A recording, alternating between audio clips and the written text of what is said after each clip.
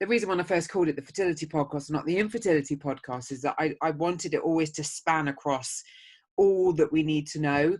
And so we're currently sharing content about the early years, and that's going to move to the later years as a kind of overview of what we wish we'd known and what we still are yet to know and could look at. Natalie, delighted to have you with us today, because I have followed the fertility podcast for so long, like forever. Can you tell me how it all came about? My background is as a radio presenter, so I've been an audio geek for my entire career, and was in the podcast space a good 6 years ago, making podcasts in the city I lived in. I was still doing the radio, and then we needed to have fertility treatments. And at that point, the podcast message was like, find your niche. And I, at that point, was making a podcast about cycling, having discovered that we needed to have treatment and then go through treatment. And I was looking to see what I could find. And what I could find was a couple of conversations with The Guardian, and Women's Hour had talked about this a bit, but the only voices I was hearing were American. And so I started to think, okay, well, I'm going to first of all contact people whose books I've read and see if I can start doing some interviews. And I knew how to do it. And so people said yes. So I started sharing stories, but I was not saying who I was. I was the fertilitypoddy, and I was talking about how it was so taboo and how it was such a difficult conversation. There wasn't the Instagram community that there is now that I was aware of. I didn't do what I see now. It's amazing. People do big launches. For me, it was like a really cautious step into talking about this. And it was only after people were saying to me, this is really interesting, but you're talking about this taboo topic and you're not saying who you are. My son turned 1 and I came out. I'm curious about the huge taboo around fertility. Is that something you feel really strongly about? Yeah, definitely. I think the fact that it's a conversation that is much more prominent in mainstream media in the last couple of years is huge, but it hasn't always been this way, and there's still a long way to go. And I would use that word in every episode. Oh, it's so taboo. And I don't use it anymore because it doesn't feel to me as much, but I'm very much in this bubble making this podcast, and I'm in this community seeing it talked about. But it's brilliant to see the conversations happening in the mainstream press. So for me, creating conversations about this is what I'm here to do. And I think that taboo will always be there because it doesn't affect everybody. It affects some people, but there are still a heck of a lot of people who just don't get it. For those that haven't yet experienced the fertility podcast, tell people what it's about. Well, so the point of the fertility podcast is to educate and empower anybody in terms of what they might want to do next.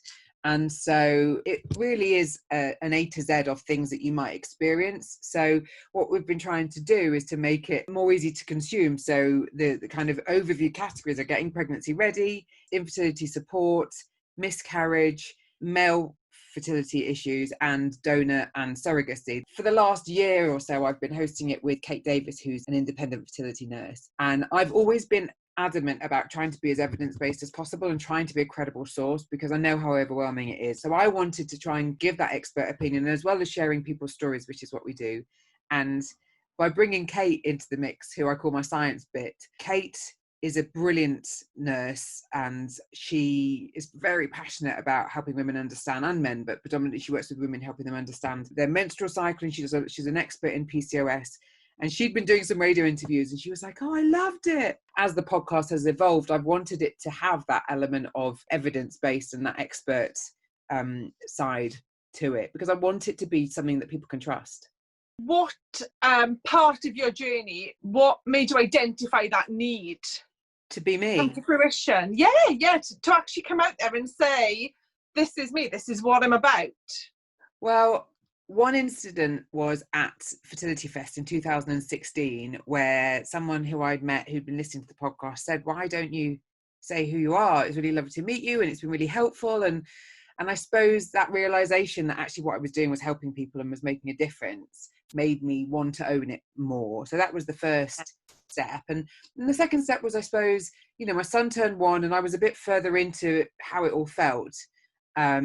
And as anybody who goes through anything to do with this, it's a really still personal thing. It affects you in all different ways at all different times, no matter what stage you're at. And there's an element of self-protection in everything I do. I had to ask my husband if he was happy for me to own it a bit more. And so it was just a gradual feeling more comfortable in it. I didn't just bowl into it going ta-da and I'm talking about this.